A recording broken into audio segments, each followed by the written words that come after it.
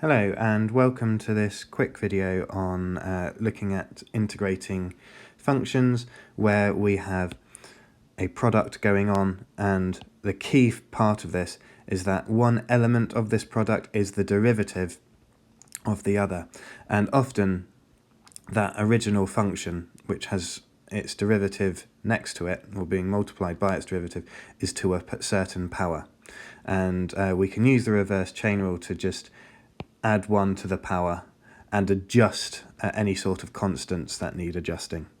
So I want to show you how this works with a few examples. I'm going to start off with this one, 3 cos x sine x with respect to x, and take you through how I would go about doing this. Now, notice that not only do we have the derivative of cos is minus sine. I know it's not sine, but negatives are just constants, so we don't need to worry too much about that. We can adjust for that later.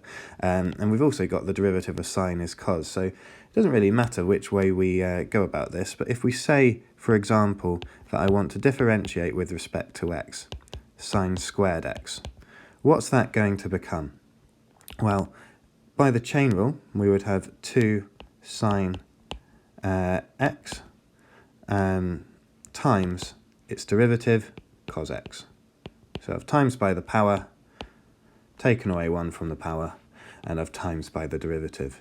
Now, we can see that this is close to what we wanted to get, okay, but it's not quite there yet. But that's no issue, because it's just a constant out, okay, I can say that I'm going to times this by 3 over 2, and that will give me my 3, that's just my 3 sine x cos x. And because I've times the right hand side by 3 over 2, I should times the left hand side by 3 over 2. Okay, so I know that the derivative of 3 over 2, the derivative of 3 over 2 times sine squared x gives me my integral function. So the answer to my original question, which was this, let's just move it down, is going to be 3 over 2 sine squared x plus c. Now this question in particular, there's a few different ways of going about it. And because you've got the trig identities, there are potential different ways of writing this final answer, which are all okay. But generally speaking, we can go about this in whichever way works best for us. If, however, this question was written slightly differently, so let's say we had cos squared x instead, this would limit what we're going to do, because if I started off with sine squared x this time, okay, so let's just rub out a few things. I would still get sine x cos x, but I wouldn't get that cos squared x. Okay, and that's important. It's not just out by a constant this time, it's out by a whole function. So we would always have to start with whichever function is to a particular power, okay? And we're still multiplying by the derivative of that function, because the derivative of cos x is minus sine. So let's have a go at this one instead. So we would start off by raising the power by 1, cos cubed x, and say, well, that will give us 3, let's just rub all of this out for now, 3 cos squared x times minus sine x.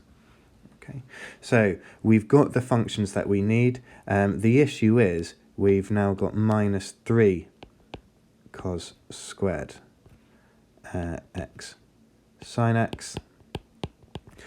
That doesn't matter. All we need to do is make sure we adjust both sides by the same amount. So if I times both by minus 1, okay, I'll make sure that I've got what I needed. That will now equal 3 cos squared x sine x.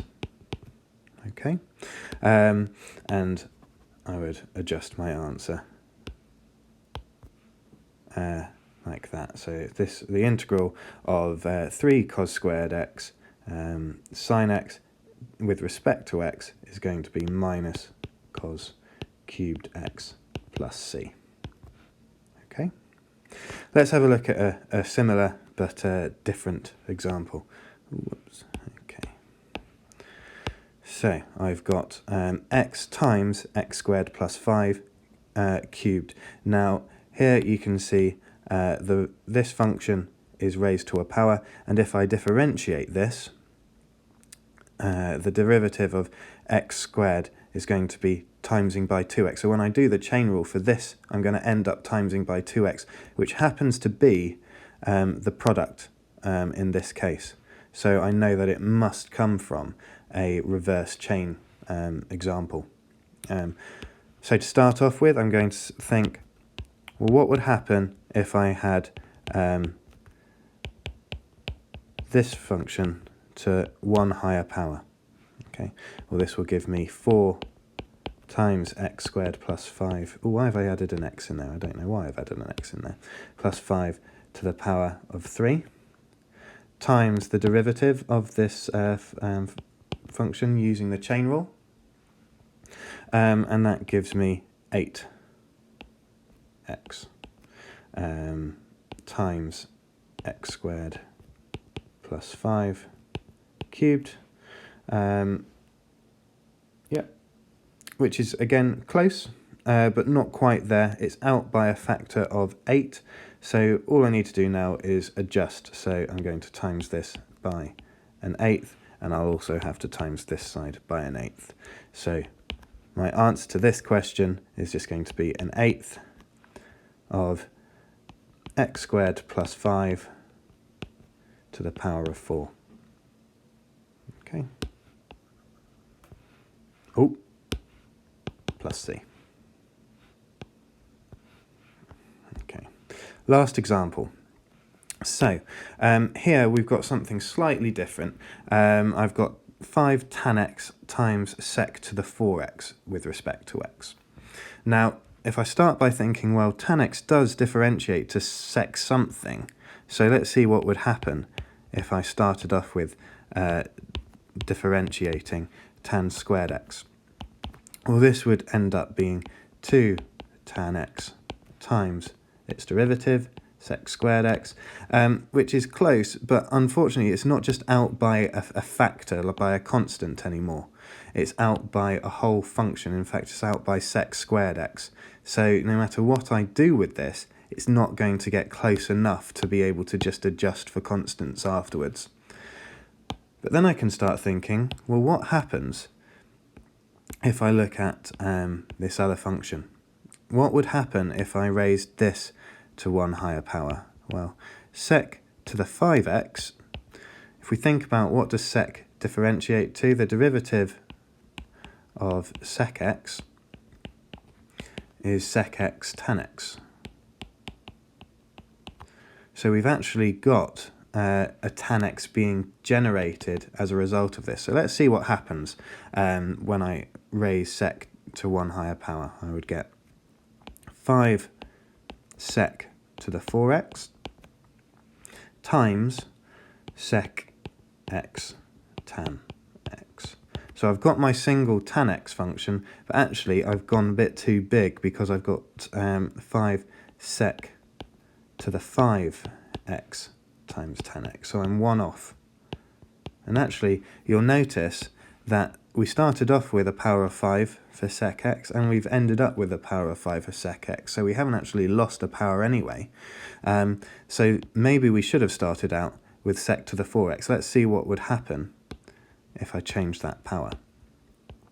Okay, well, these two would change. So I would have 4 sec cubed x, and that would mean as a result my final answer is 4 sec to the 4x tan x. And now we've got something which has the same functions but the constant's just off. So all I need to do from this step is adjust. I want it to be 5, so if I times both sides by 5 over 4, okay, I will end up with 5, and I'll write it in the order it gave me the question in. 5 tan x sec to the 4x. Okay, so taking my original question, this is my working. I'm going to write my answer out underneath and say the integral of 5 tan x sec to the 4x is going to be 5 over 4 sec to the 4x plus c. I hope you found this helpful. Do always be on the lookout for one function multiplied by its derivative. Don't just jump into integration by parts if you've covered integration by parts now.